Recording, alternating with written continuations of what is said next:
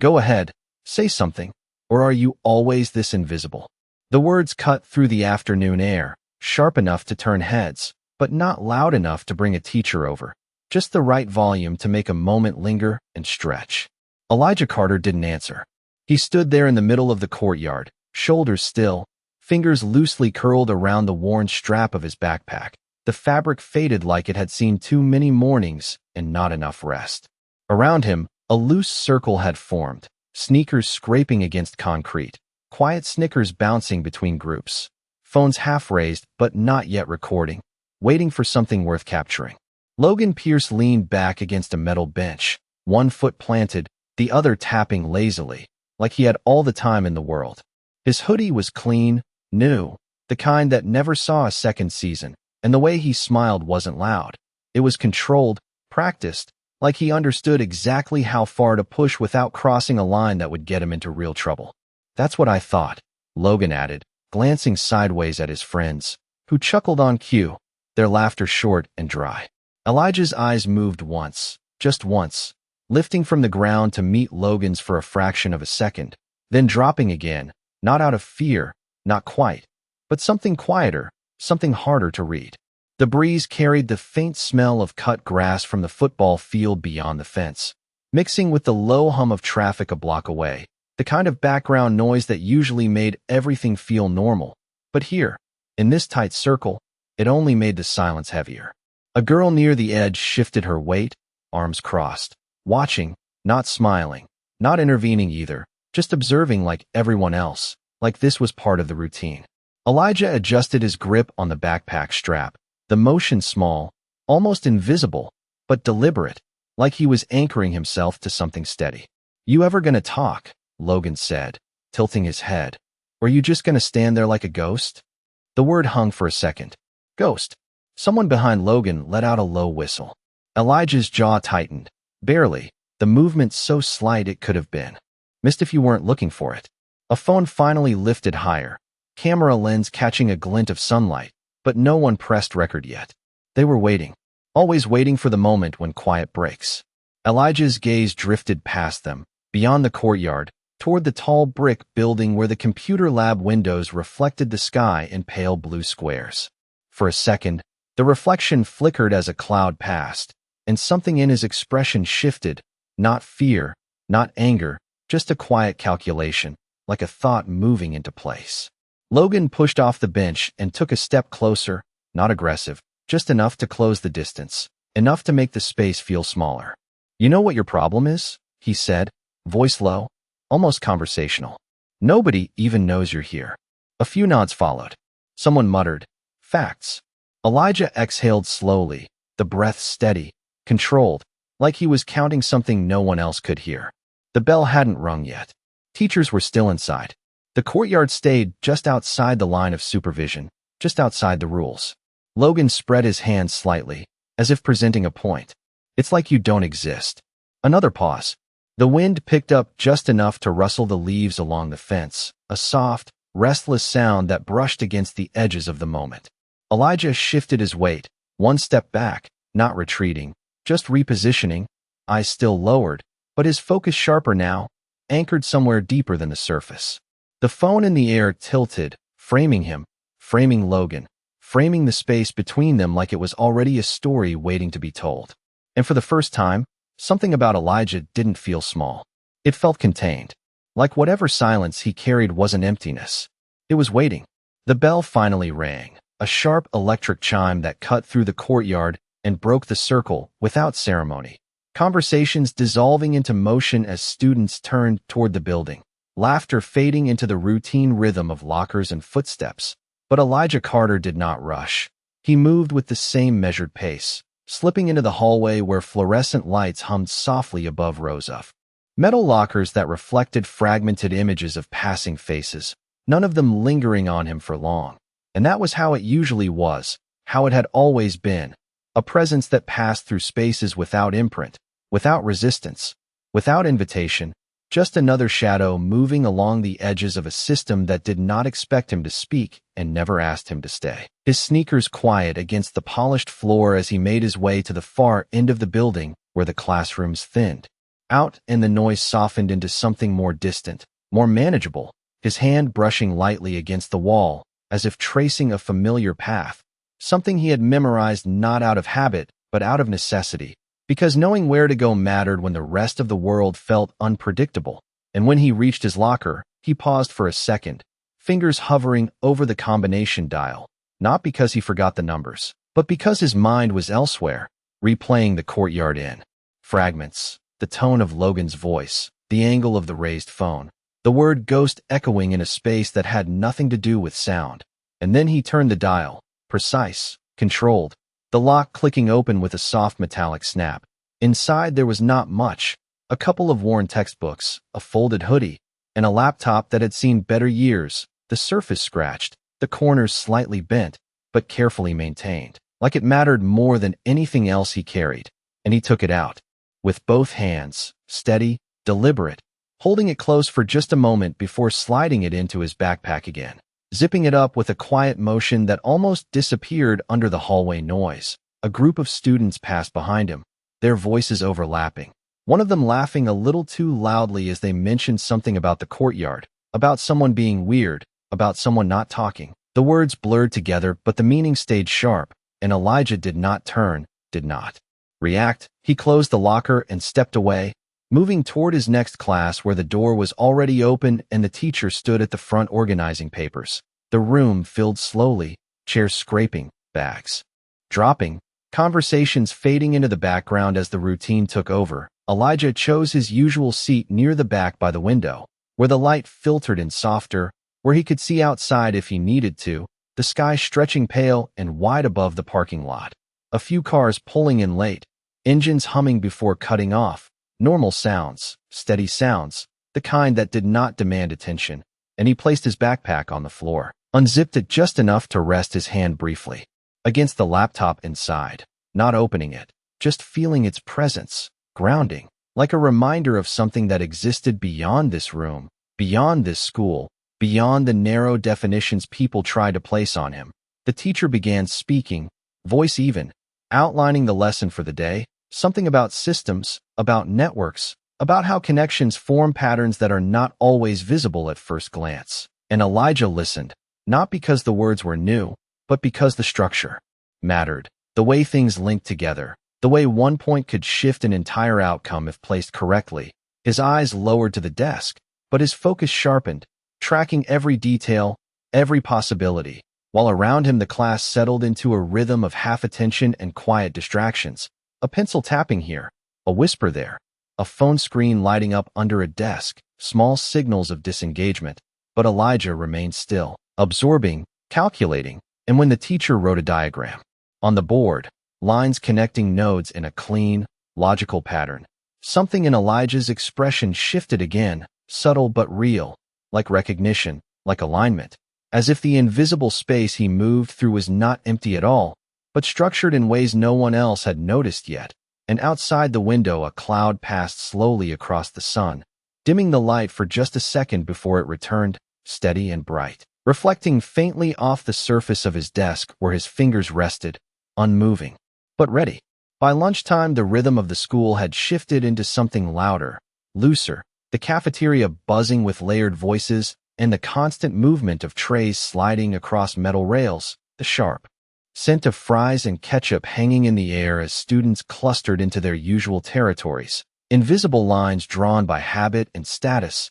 And Logan Pierce sat at the center of one of the largest tables, his presence easy, unchallenged, like he belonged exactly where he was and always had, his friends leaning in, listening, reacting, orbiting around whatever he chose to say next. And every now and then his gaze drifted across the room, scanning, selecting, measuring, until it landed again on Elijah Carter, who sat alone near the far window with a simple lunch, untouched for the moment, his posture relaxed but contained, his attention not on the noise but somewhere quieter, somewhere internal, as if the chaos around him did not quite reach the space he occupied.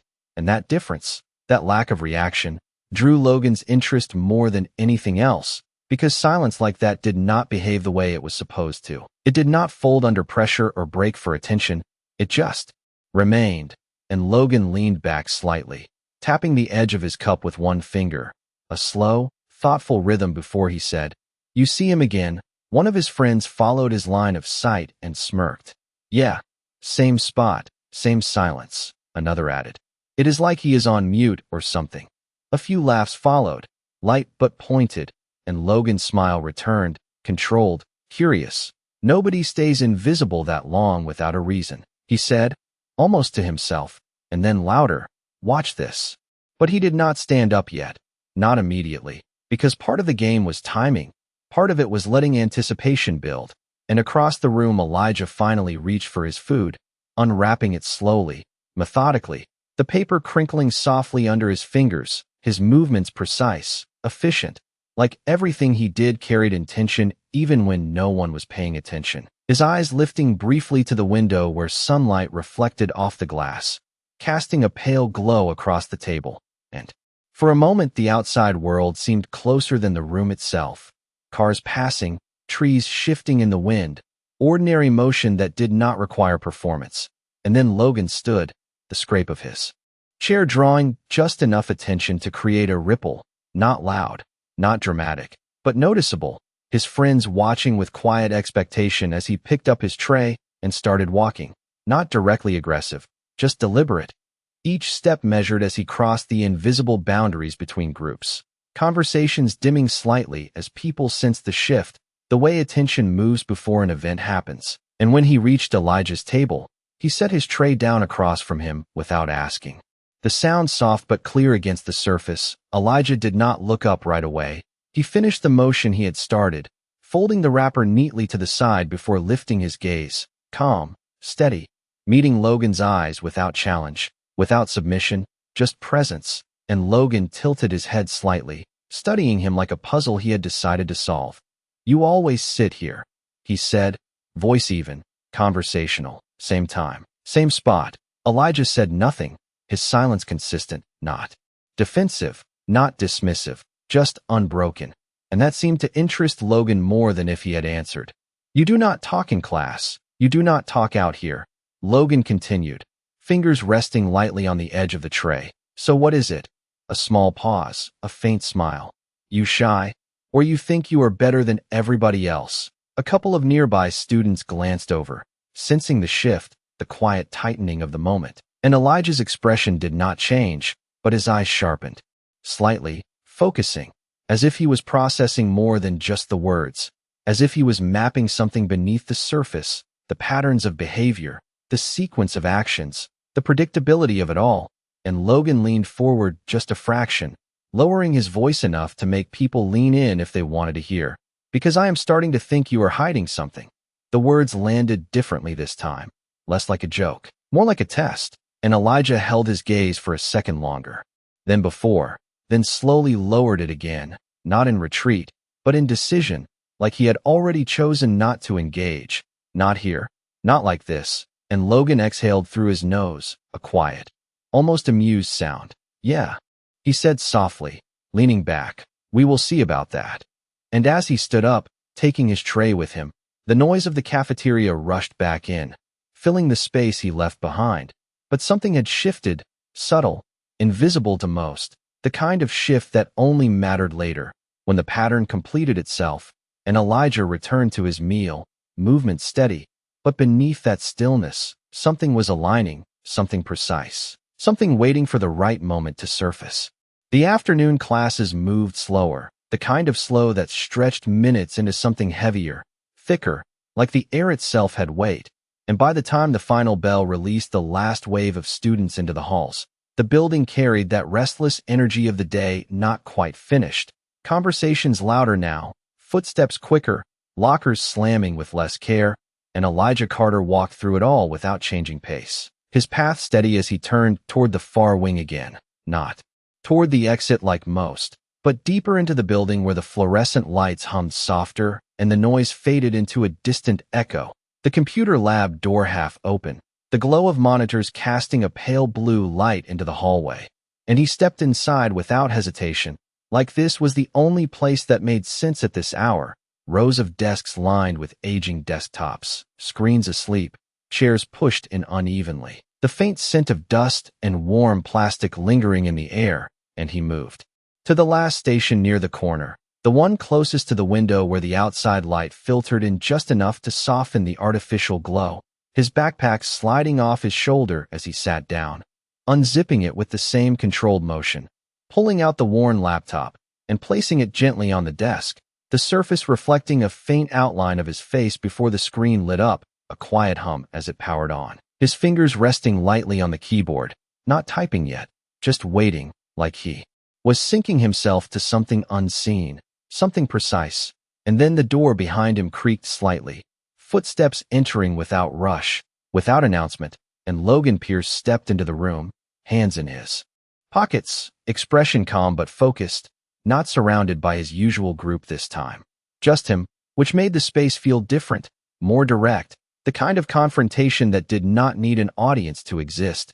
"Knew I would find you here," Logan said, his voice carrying easily across the quiet room, and Elijah did not look up immediately, his eyes fixed on the screen as lines of text began to form, subtle, quick, his fingers moving now with quiet confidence, the rhythm steady, controlled, and Logan walked closer, stopping a few feet away, close enough to see the glow of the screen reflect in Elijah's eyes. "You spend a lot of time in here," Logan continued, glancing briefly at the surrounding computers, then back to Elijah. "What? You hiding out? Or is this your thing?" Elijah remained silent, but his hands did not pause, keys clicking softly, each input deliberate, not rushed, not random, and Logan leaned slightly, trying to catch a clearer look, but the angle kept most of it out of view, just fragments, just enough to suggest something more than simple homework, something structured, something layered. "You know," Logan said, a faint edge entering his tone, "people start asking questions when someone stays quiet too long." A pause, the faint hum of the room filling the space between words. "And I do not like unanswered questions." Elijah's fingers slowed for a second, then stopped, resting lightly on the keys. And finally he looked up, meeting Logan's gaze fully this time. No hesitation, no shift, just steady eye contact that held longer than before, long enough to register, long enough to change the balance of the moment. And Logan's expression flickered, not uncertainty, but recognition that this was not the same silence from the courtyard. This was something else, something intentional, and Elijah's voice, when it came, was quiet, even controlled. "Then maybe you are asking the wrong ones." The words landed without force, but carried weight, precise, measured, and Logan straightened slightly, a small breath leaving him through his nose, not quite a laugh, not quite a reaction, just acknowledgement. "We will see," he said, stepping back, the tension not broken, but redirected. "Because sooner or later," he added, glancing once more at the screen, "everything shows up."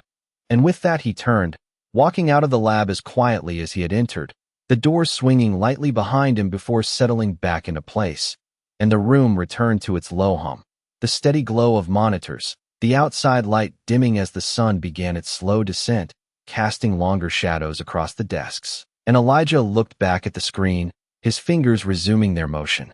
Faster now, more fluid, lines connecting, commands aligning, something building beneath the surface of simple actions, something structured, controlled, and far more deliberate than anyone in that building realized yet. The next morning carried a different kind of energy, sharper, more restless, like something unspoken had already begun to move beneath the surface before anyone even stepped into the building. And by the time Elijah Carter walked through the front doors, the hallway screens were already lit with announcements, schedules, reminders scrolling in their usual rotation. But there was a subtle glitch in the timing, a fraction of a second delay that most people would not notice, except it was enough to make the transitions feel off, like a rhythm slightly out of sync, and students moved past without thinking, conversations overlapping, lockers opening and closing, the ordinary noise of another school day building up. But near the center of the hallway a small group had already gathered, not because of anything obvious at first, but because something felt different, something just outside expectation. And Logan Pierce stood a few steps back from the crowd, arms loosely crossed, watching the main screen with a faint narrowing of his eyes, not confusion, not yet, but attention sharpening, tracking, as the announcements looped once, then again, and on the third cycle the screen flickered, just once, a clean interruption, and then resumed as if nothing had happened. A few students laughed it off, one of them saying the system probably needed an update, another shrugging, but Logan did not look away, because he had seen the fraction of a second where the normal sequence broke, and that was enough to trigger something, a pattern recognition he trusted. And across the building in the computer lab, Elijah sat in the same corner seat. The morning light, cooler now, filtered through a thin layer of cloud that softened everything into muted tones. His laptop open, screen filled with lines that moved faster than before, his fingers steady, precise, no wasted motion. The quiet clicking of keys blending with the low hum of the machines around him, and his expression remained calm, focused, but there was a shift beneath it, a tightening of intention, like each action was part of something larger unfolding step by step, not rushed, not reactive, but timed, measured. And back in the hallway the screen flickered again, longer this time, long enough for a few more heads to turn, conversations pausing mid-sentence as the display froze on a blank transition, the usual announcements disappearing into a clean, empty field of light. And then, slowly, text began to appear, not the standard formatting, not the school's usual system, but something different, something precise, each character forming in sequence, deliberate, controlled, and the crowd leaned in, curiosity replacing routine as the first line completed, simple, direct, system access is not control. The words hung there, stark against the background, and a ripple moved through the group, some laughing nervously, others pulling out their phones now, not waiting anymore, recording, capturing, because this was no longer a glitch. This was something intentional, and Logan stepped closer, his posture straightening, eyes locked on the screen as a second line began to form beneath the first, slower, more deliberate, like it was being written in real time. Understanding the system is, and for the first time that morning, the balance shifted, the room, the building, the flow of control that usually moved in predictable directions. It paused, suspended in a moment that did not follow the usual rules, and Logan's jaw tightened slightly, not in anger, but in recognition that whatever this was, it was not random, it was not accidental, it was targeted, structured, and somewhere behind that screen, behind the surface everyone else saw, there was someone who understood how it all connected, how it all worked. And back in the lab, Elijah's hand slowed, hovering just above the keys as the final line prepared to resolve, his breathing steady, his gaze fixed, and for a brief second the room around him felt completely still, the hum fading into the background, as if the entire space had narrowed to this one point, this one action. And then his fingers pressed down, a single sequence. Clean, exact, and in the hallway the screen completed the message, holding it in place for just long enough to settle into every eye watching, every mind trying to process what it meant, before the system snapped back to normal, the announcements resuming as if nothing had happened, the moment dissolving into noise again. But the shift remained, invisible, irreversible, because now the pattern had broken, and someone had seen it happen. The rest of the morning never fully settled back into normal. Even though the screens returned to their usual announcements, and the teachers continued their lessons as if nothing had happened, there was a quiet shift in the air that lingered, something unspoken moving between conversations and glances, in the way students checked the screens again just to make sure they were behaving the way they should. And by mid-afternoon, the story had already spread through the building in fragments, distorted in some places, exaggerated in others, but always circling the same question: who did it?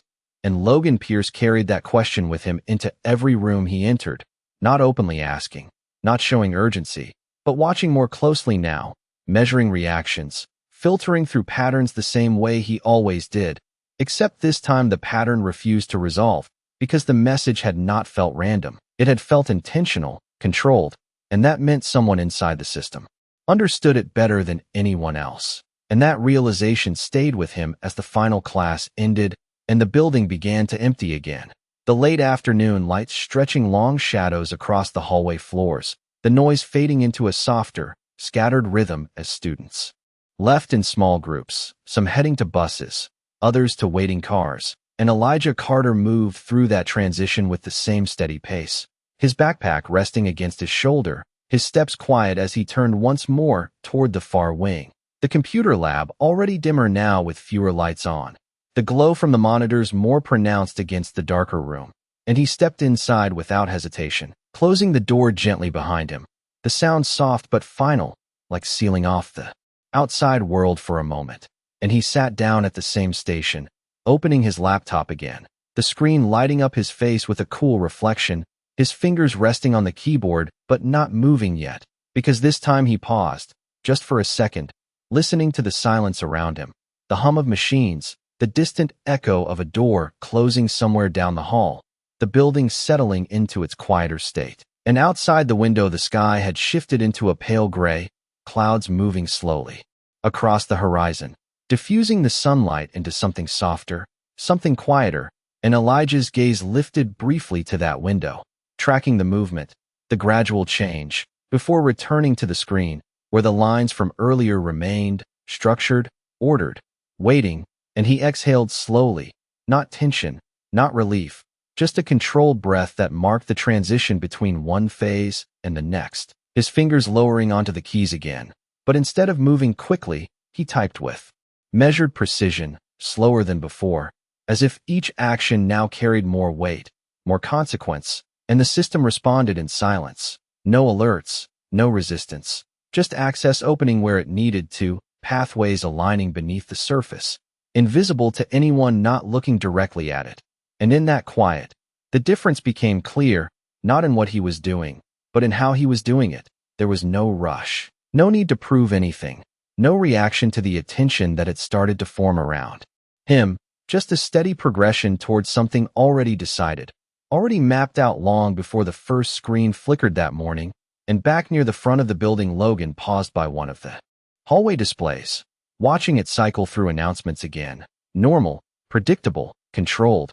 But his reflection stared back at him in the glass, slightly distorted by the light. And for a brief moment he did not look at the screen. He looked at that reflection, at the space behind him, as if trying to see what he had missed earlier, what he had overlooked, and the thoughts settled in quietly, not fully formed, but present. That maybe the answer was not in the noise, not in the obvious, but somewhere quieter, somewhere he had already seen but not recognized. And the hallway lights flickered once, barely noticeable, before stabilizing again, and Logan's eyes narrowed just slightly, because now he was watching for it. Now he was paying attention to the small shifts, the subtle breaks in pattern, and across the building Elijah's hands came to a stop once more, hovering over the keyboard as the screen displayed a new sequence. Something deeper, something that reached beyond simple access, into layers that required more than just knowledge, something that required trust, authorization, identity. And the cursor blinked steadily, waiting, a small pulse of light in the center of the screen, and Elijah held there for a second, his reflection faintly visible in the dark edges of the display, calm, focused, unreadable, before his fingers pressed down again, initiating the next step, quiet, controlled, and irreversible. The cursor blinked once, twice, a steady pulse in the dim light of the computer lab, and then the screen changed, not with a flash or a warning, but with a quiet shift, a deeper layer unfolding beneath the surface Elijah Carter had been navigating all day. And for a moment the room felt smaller, like the walls had drawn in just enough to make the space more focused, more precise. His fingers resting lightly on the keyboard as lines of encrypted text resolved into something cleaner, structured, official, and then a single identifier appeared at the top of the screen, sharp, unmistakable. Authorized access. E. Carter, National Cyber Defense Program. The words steady, unblinking, carrying a weight that did not need explanation, and Elijah's expression did not change, not outwardly, but his posture shifted just slightly, shoulders aligning, breath steady, like stepping into a role that had always been there, just hidden beneath the surface of everything else. And outside the lab the building remained quiet. Most students already gone, the late afternoon stretching into early evening, the sky dimming further as clouds thickened. And near the front entrance Logan Pierce stood with one hand resting against the wall beside the hallway display, his reflection faint in the glass as the announcements looped again, normal, controlled, predictable. But his attention was no longer on the content. It was on the system itself, the timing, the subtle delays, the patterns that had broken earlier and then repaired themselves too cleanly, too quickly. And that thought pulled him away from the screen, guiding him down the hallway, past empty classrooms and dimmed lights, toward the far wing he rarely visited, each step quieter than before, not because he was trying to hide, but because something in him recognized that this was not a moment for noise. And when he reached the computer lab, the door was closed, but not locked, and he paused for just a second, hand hovering near the handle, before pushing it open slowly, the hinge creaking softly. And inside the room the glow of a single screen cut through the dimness, illuminating Elijah's silhouette in pale blue light, his back straight, his focus absolute, and Logan stepped inside. Without speaking, the door closing behind him with a muted click, the sound barely noticeable, but enough to mark the shift from outside observation to direct presence. And Elijah did not turn immediately, his eyes still on the screen, where the system interface had expanded further, layers of data mapping out connections far beyond the school's network, something larger, something structured at a level most people would never see. And Logan took a step closer, then another, until he could see the screen clearly, the text, the identifiers, the authorization line that did not belong to anything within this building. And for the first time since the morning, his expression changed, not into shock, not fully, but into something quieter, something more controlled, like realization settling in piece by piece. "What is this?" he said, his voice lower now, stripped of its usual edge, more question than challenge. And Elijah's hand slowed, then stopped, resting on the keyboard as he finally turned his head, meeting Logan's gaze again. The same steady eye contact, but different now, grounded in something that no longer needed to stay hidden. And for a moment neither of them spoke, the hum of the room, filling the space between them, the faint reflection of the screen visible in both their eyes. And Logan glanced back at the display, reading the line again, processing it, the words fitting into place with everything he had noticed, everything that had not made sense before. And when he spoke again, it was quieter, almost to himself. "That was you." Not a question this time, but a conclusion. And Elijah held his gaze for a second longer before responding, his voice calm, even. "I did not break anything." A brief pause, measured. "I just showed you how it works." The words settled into the room with a weight that shifted the balance completely, and Logan exhaled slowly, looking at the screen one more time, then back at Elijah, the confidence still there, but altered, reshaped by something he had not expected to find. And for the first time since this began, he did not have a response ready, no quick remark, no control over the narrative, just a quiet understanding that the person he had tried to define earlier was something far more complex than he had seen. And the room held that silence, steady, unbroken, as the system continued to run in the background, controlled, precise, and no longer invisible. The silence in the computer lab did not break right away. It settled, deep and steady, like something that needed time to fully arrive. And Logan Pierce stood there with his eyes moving between Elijah Carter and the screen, the words still clear, still present, not fading, not shifting, just existing with a certainty that did not depend on anyone's reaction. And for a moment Logan did not move, did not speak, because whatever response he had before did not fit here, not in this space, not with what he was looking at. And when he finally exhaled, it was slower, quieter, like he was letting something go without fully understanding it yet. "You could have," he started, then stopped, the sentence unfinished, because the version of that thought did not belong anymore. The assumption that control meant exposure, that power meant using it. And Elijah watched him without interruption, his expression unchanged, but his attention fully present, not defensive, not distant, just there. And Logan shifted his weight slightly, one step back from the desk, creating space without stepping away entirely, his voice lower now, less certain. "You could have made everyone look stupid," he said, the words more observation than accusation. And Elijah's gaze moved briefly back to the screen, then returned, calm, grounded. "That was not the point," he replied, and there was no emphasis, no attempt to prove anything, just a statement that stood on its own. And Logan nodded once, slowly, as if testing that idea, turning it over, recognizing the difference between what he expected and what actually happened.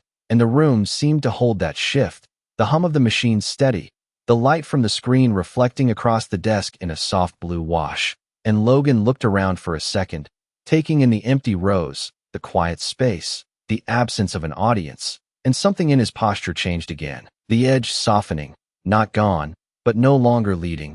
Why stay quiet?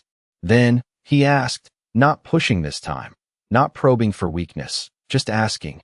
And Elijah did not answer immediately, his eyes lowering for a brief second, not in avoidance, but in thought, like he was choosing what mattered enough to say. And when he spoke, his voice remained even. Because not everything needs to be seen to work.